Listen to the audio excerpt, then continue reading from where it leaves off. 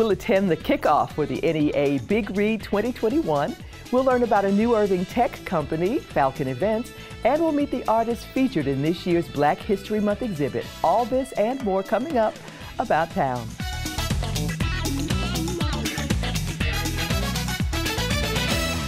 Hello, everyone, and welcome to About Town. I'm Kathy Whiteman. We're so glad you could join us today for a look at this year's NEA Big Read, sponsored by the Irving Public Library, and we'll get the details on the Teen Hot Sauce Challenge coming up at Lively Point Youth Center. As always, we'd love for you to send us your feedback. Tell us about events going on around the community, interesting people we should profile, or stories you'd like to see on the show. You can email us at ictn@cityofirving.org or connect with us on social media. So please subscribe to our YouTube channel, like us on Facebook, and follow us on Twitter. We'd love to hear from you. The Irving Public Library was the recipient once again of a grant from the National Endowment for the Arts to support the community-wide literacy event, The Big Read. The library kicked off a month's worth of virtual activities with a socially distanced in-person event, and Susan Stevens was there to get the story. Here's a look.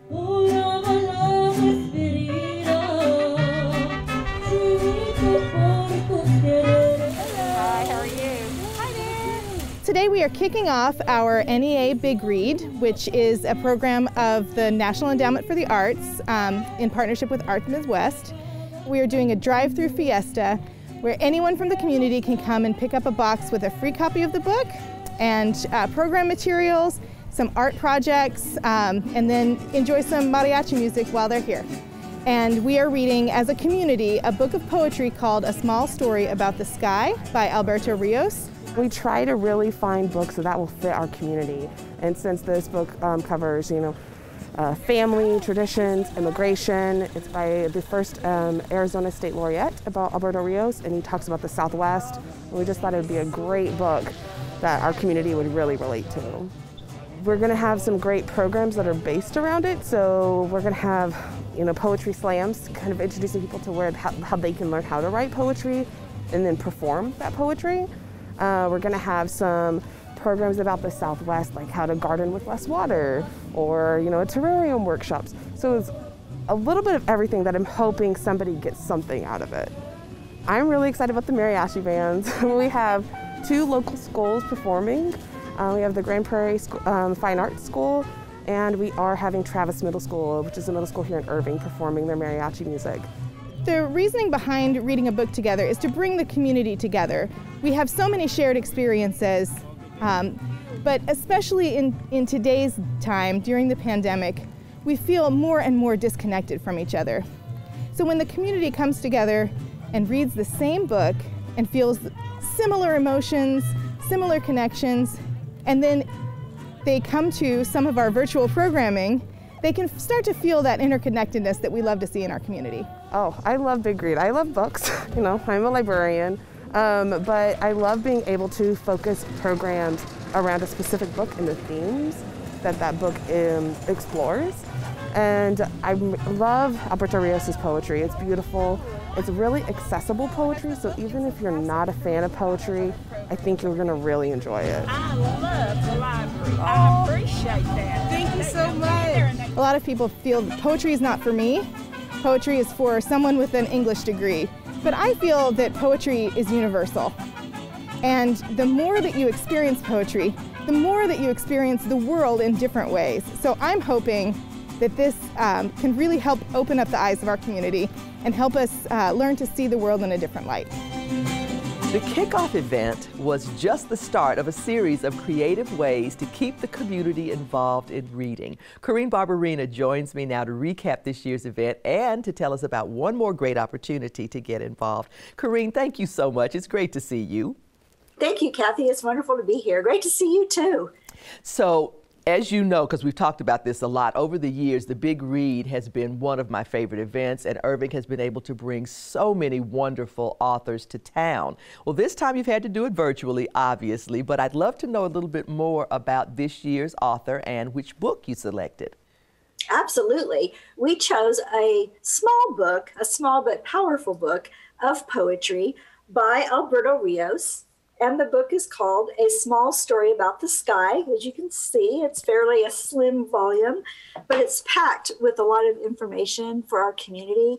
Our goal with this year's Big Read really was to choose a book that would help educate the community and to bring something different than we've done in the past. And poetry, we felt filled that bill. There's a wide array of poems that will appeal to a wide audience, even those not familiar with poetry. Many of the poems are very visually descriptive, Kathy, and they focuses on the desert Southwest and the Hispanic culture. But what's remarkable is he focuses a lot in his poems on everyday life and tends to take the ordinary in our everyday lives and make it extraordinary. That's wonderful, and somehow it seems very fitting that in a year that we've all been dealing with the pandemic, that choosing an author who is a poet and has a different way of using language seems like a really good choice for this year. So you guys in the past have always done these great in-person events, but this year obviously you had to take on the challenge of going virtual. How did you do that? Well, we worried a little bit, and then we basically looked at our program lineup, and we decided to go through each program and adapt it to virtual. Luckily, what happened this year with the pandemic is that we had to take all of our programs in the library and adapt our programming to fit it to appropriate social distancing and safety, and to bring it to our community in a different way. So basically, we went through each program and decided how it would best be presented to our community in that way. So it was a variety of Zoom live programs, such as our gardening workshops and our book talks and our poetry slam workshops, where people can just log into Zoom like you and I are doing and discuss and have a program live. We also pre-recorded many of our programs and posted them up on YouTube and Facebook. We had programs such as how to write poetry, our children's story bites and puppet shows. We soon will be posting some pre-recorded artists of the Texas and the American Southwest, where we had artists who actually took some of their favorite poems from Mr. Rios and did artwork and explained how that poem made them feel through art. Oh, that's so wonderful. Right. And then we also do some Zoom programs that are streamed through Facebook and YouTube, where the community can watch those programs, not just live during the event, but also later on our formats there with YouTube and Facebook. That is so great, Corinne. You guys have really taken advantage of the technology that's available and really taken it to another level. There are so many programs that you've done, Big Read, that is winding up this month, and then I know that you're taking the North Texas Teen Book Festival virtual, so my hat is off to you guys. So now tell us, how are you going to finish out this year's NEA Big Read? Well, the best part of this is we were able to book Mr. Rios himself. He is Arizona's first and beloved poet laureate. He's pretty well known in Arizona. His poems have been featured in film and set to music and included in more than 300 national and international anthologies. He also was a very beloved teacher at Arizona State University, and he's won numerous awards. So we're just thrilled to have him. We have heard he does a wonderful talk and is very inspiring. So we will be wrapping up our program on February 27th, Saturday at 7 p.m. And he will be streamed live through our Irving Facebook as well as YouTube for folks to get on and watch. And we really would love, we will be putting something out soon where if anybody would like to ask him questions, what we would like to do is have questions in advance, and it will be moderated by Marilyn Willems with the Friends of the Library, and she will, at the end of Mr. Rios's talk, be able to ask him some of the questions from our community. So we'd love to have as much of the community involved as possible, and this is a great opportunity to ask him some wonderful questions. That is excellent. You also can still pick up a copy of the book at one of all the 3 libraries in Irving. So, Corinne, tell us, if we want to send in questions, where should viewers send their questions? They can send those directly to me at my email address, which is cbarbarina at cityofirving.org. All right, fantastic. Thank you so much for your time today. I really appreciate it. Really looking forward to getting my hands on one of those books because I didn't do it ahead of time, and checking out the poetry, and also maybe sending in some questions as well. So folks, again, the keynote address by author Alberto Rios is on Saturday, February 27th at 7 p.m., streaming on the library's YouTube and Facebook Live. And if you want to send in a question, please send it to cbarberina@cityofirving.org. Falcon Events is a new tech company in Irving that really stepped up to the plate during the pandemic. They helped to keep people connected with virtual events, and they provided jobs that have turned into careers. Here's a look. All right, we're going to go live in 3, 2, 1. David Saby is a tech producer at Irving's new full-service production company, Falcon Events. It's a career shift after his unexpected job loss due to COVID-19. So, being that I was a bartender, it was March 15th was the last day that I worked, if I remember that correctly. And our industry was hit the hardest and first. He was out of work for 6 months and unsure of what to do next. For me, that left me really open-ended. I had done that for the last 6 years, and I'd worked at several different bars, so even though I had several sources of income, all of them were tied to that industry. David is among the 80-plus Falcon Events employees who were out of work because of the pandemic. I was extremely intimidated. Coming from working with just people to sitting down in front of 4 or 5 computers is a big, big change. But the people have been great. I'm liking the challenge, and it's something I'm seeing benefits for in the future for myself too by learning some of this stuff. At the time, I mean, I looked at, they were helping us out. Like we needed them, and we needed their skills at a critical time when virtual events were very demanding, and they've helped grow this company, so I'm very indebted to them. Falcon Events is a growing industry for virtual events. It ranges from production elements, so we have a lot of control rooms in our facility in Irving. We also do talent support and tech checks and helping presenters present in this new virtual world.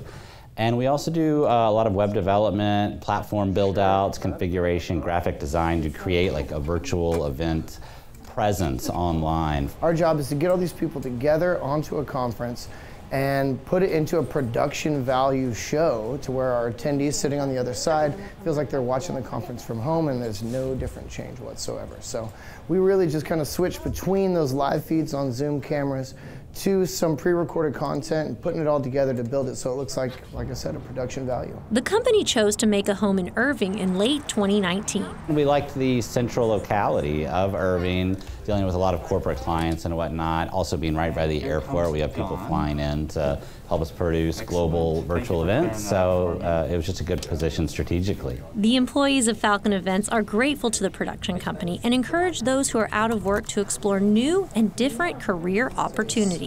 Don't be afraid to take that risk because you never know what kind of job you're going to find. Worked out pretty well for me. For About Town, this is Susan Stevens. To learn more, visit falconevents.com. The Lively Point Youth Center has an event coming up that takes Spicy to a different level. Alexis Ford joins me with some details. So great to see you, Alexis. Thanks for tuning in, joining in. Thank you. It's good to see you as well. So, it's the Teen Hot Sauce Challenge. Tell us about it. So basically, we came up with this crazy idea. It's a popular TV show that's out. And I thought, you know what, let's do a little twist to it and just involve teens with it. So we just decided to put something together and allow the teens to come in, be a part of the challenge, ask the teens slightly difficult questions, revolving around wacky facts in Irving, Irving ISD, just learning more about Irving, but allowing also partnering with a local business as well to come in, show their support, and then also us, Urban Parks and Recreation, showing our support to local businesses in Irving.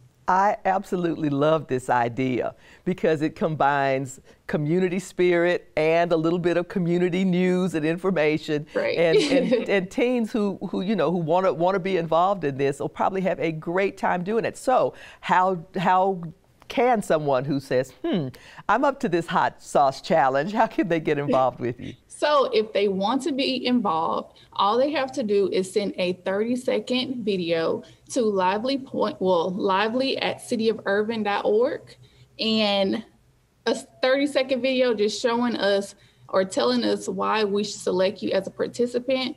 All they have to do is state their name, age, and high school that they attend.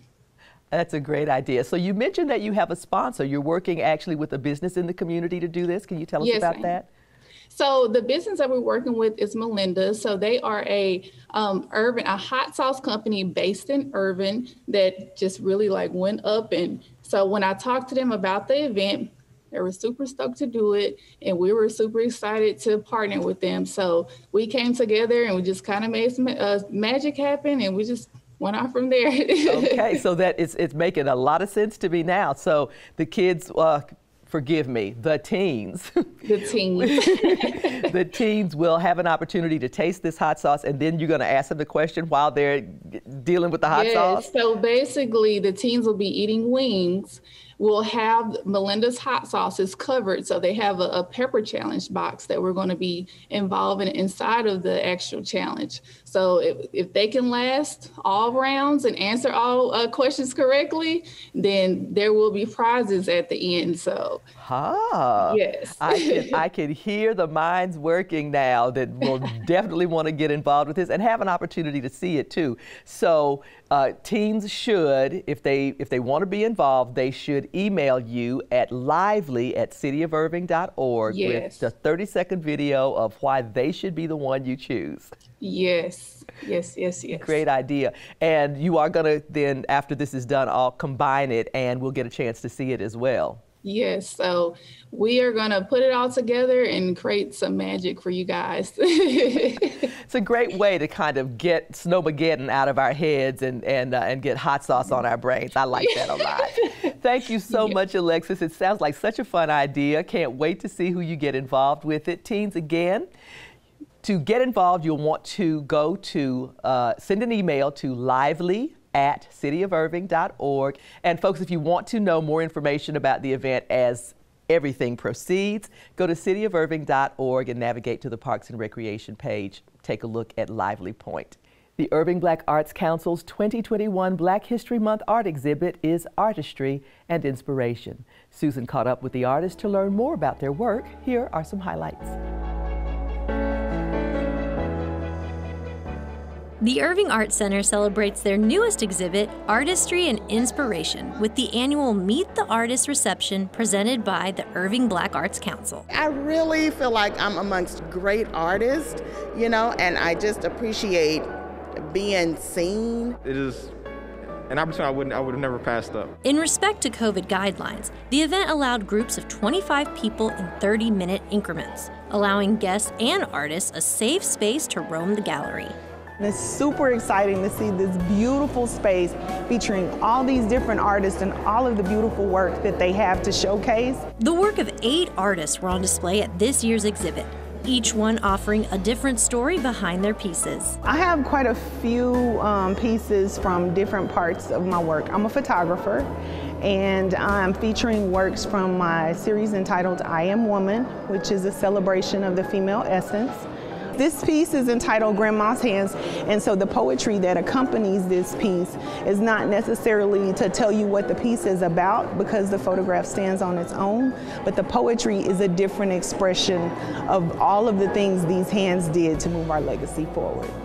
So I'm really big on using a lot of color, a lot of movement in my artwork, and also making sure that I have a message in my artwork.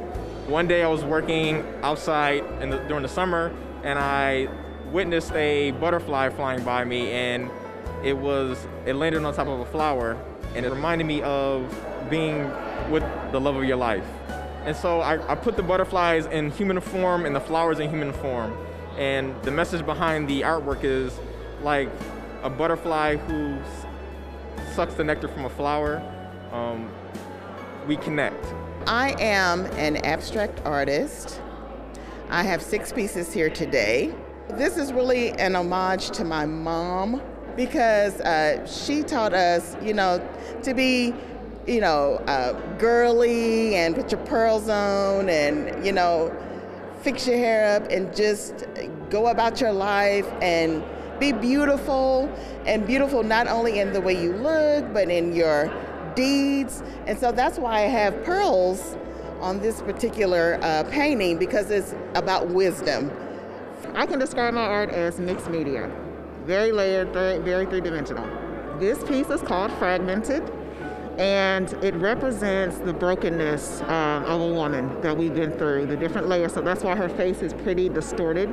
There's different shapes and things like that. So it kind of describes internally the things that we deal with from a female's perspective and how we kind of overcome, and showing the beauty even on the outside or the other side of the brokenness and things that we've gone through, because even though her face is kind of very distorted, it's a very beautiful piece. So the art that I have on display today is a part of my style that I call my face blackness style.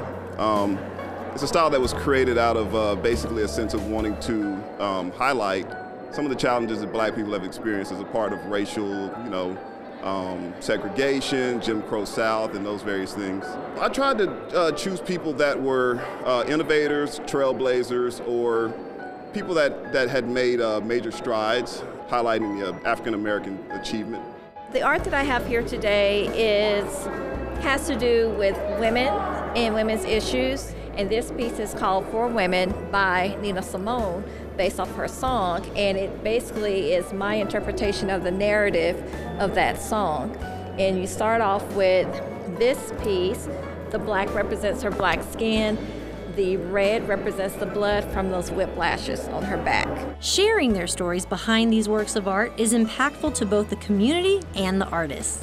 It feels really fantastic because I feel as an African American woman sometimes our voices are devalued and our viewpoints are devalued. So I try to speak from the feminine perspective, but most importantly, the perspective of a Black woman. Getting to hear these stories in person embraces the community's diversity and brings a sense of hope to the future. We've been kind of, you know, in this glass bubble, if you will, of looking at art online, and now to be able to look at it in person and to see it up close, it's very, very hopeful for the things to come. For About Town, this is Susan Stevens. Artistry and inspiration continues in the Irving Arts Center main gallery through March 27th. Away from Home, currently on display at the Irving Archives and Museum, chronicles the experiences of Native American children at off-reservation boarding schools from 1870 to the 1930s. Here's a look at this compelling exhibit and a list of thought-provoking things to do about town.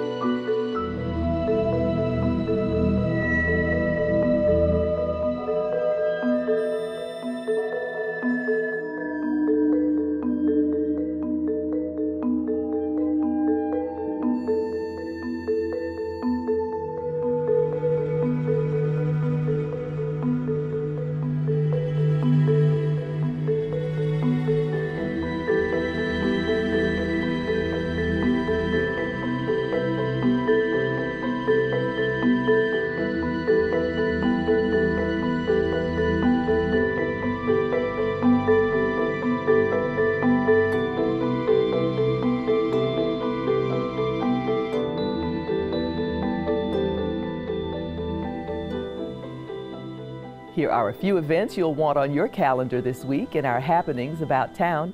The Irving Arts Center invites kids to learn the fundamentals of sculpture at a virtual Saturday school, kicking off Saturday, February 27th from 2 to 4 p.m.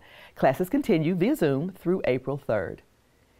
The Irving Symphony Orchestra presents concert master Ordebeck Duisen in a showcase concert this Saturday, February 27th at 7:30 p.m. in Carpenter Hall. And the Lone Star Youth Orchestra presents Haydn and the Hen on Wednesday, March 3rd at 7 p.m. in Carpenter Hall. Learn more about these events at irvingartscenter.com. And that wraps up this edition of About Town. Thanks for joining us. Please be sure to tune in next time for a preview of Mainstage Irving Las Colinas' production of Lives of the Saints. And we'll visit Texican Court in another installment of Staycation Irving. We'll leave you tonight with a flashback to one of Irving Parks and Rec's best outdoor concerts, something that I'm seriously looking forward to as soon as it's safe to gather again. Thanks for joining us. I'm Kathy Whiteman. Have a great evening, and we'll see you next time.